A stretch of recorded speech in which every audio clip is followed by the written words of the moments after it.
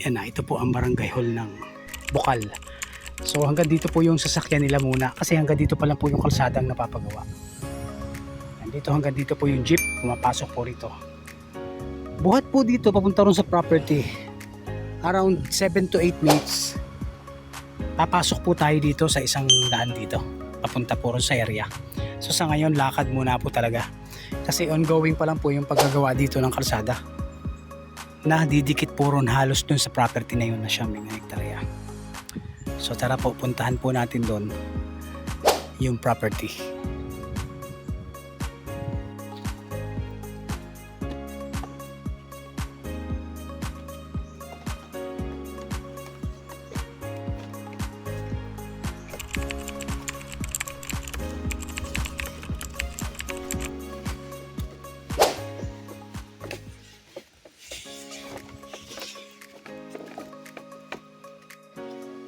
Yan, dito po mga ka-farm lot.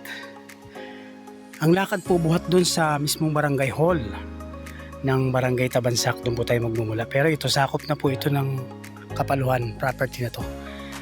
So around mga 8 minutes nandito na po tayo sa area. Pagkatawid po nito, andito na po ang property. Yan. Ito po yung property na may sukat na 9 hectares. Ito lado po ito. So marami po itong nyog.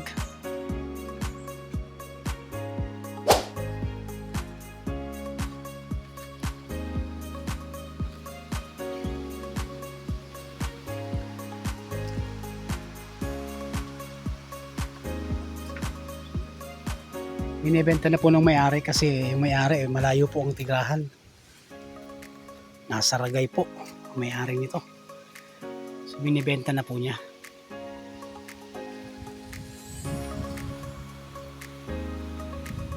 Yan, may bahay naman po, renovate na lang.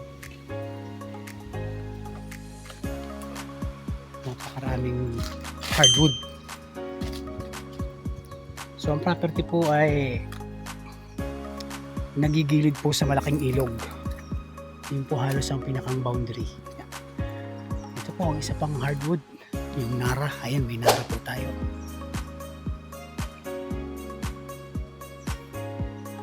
Marami din po siyang mga mahogany na tanim.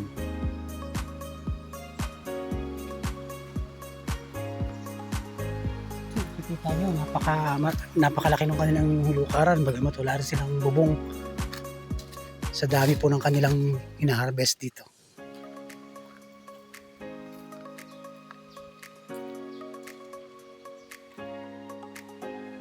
Dito po sa ilog na ito, pwede po kayong manghuli ng alimango. Kasi may mga alimango po dyan. Yan po ang pagitan ng property. Yan.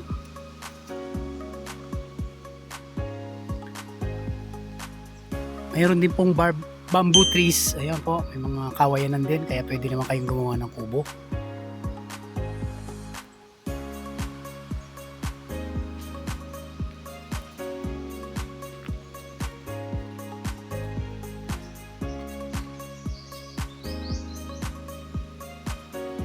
Po yung kanilang yung sasa.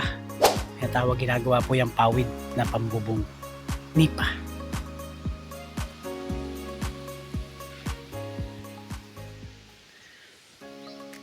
Pagamat ito po ay malayos, medyo may kalayuan po dun sa barangay road, pero ito po, yung project po na gagawin na kalsada ay halos didikit po rito sa property na ito.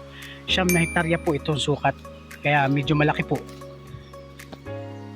Ang project po ng kalsada mula barangay Bukal to Kapaluhan. Doon sa barangay hall po na ating binabaan kanina, doon na po naputol ang kalsada.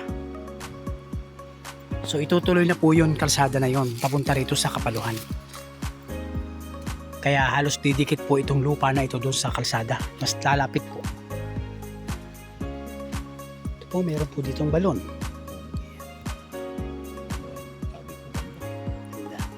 May source po ng tubig dito para kuhanan, pwedeng pang dagsawin ang tawagin po, panlaba, panglagay sa panluto sa ulam, ay sa pagkain.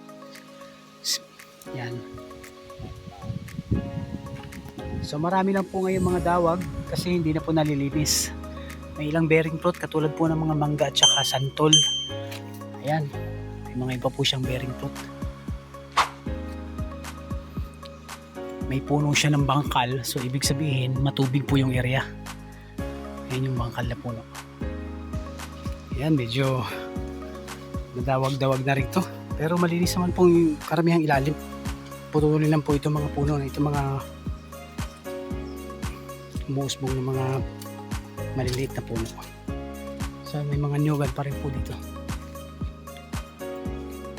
Approximately mga 700 kapuno na niyog.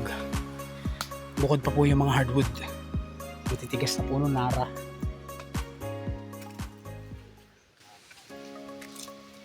Daming nara. Puro nara siya. Oo, nara yan. Ayan, nara na naman po. Dami pong nara. Baka nasa mga 10 puno na yung nakikita namin. Ito po, nara din to. Laki. Ito, nara din to. Laki oh. Yan oh. Laki-laki nara po yan.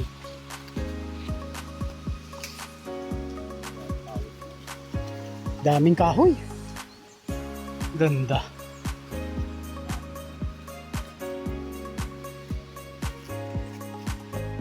So yan, sa mga hindi maselan sa property, ito na po ang hanap nyo. Maraming produkto na niyog. May lakad po na tayo na mga 8 minutes. Buhat po doon sa Barangay Road. So kung sa Barangay Road naman po ay dinidevelop na yung kalsada na didikit po halos dito sa property na ito sa 9 hectare. So yan. Maraming salamat po sa inyong panonood. God bless po. We'll be right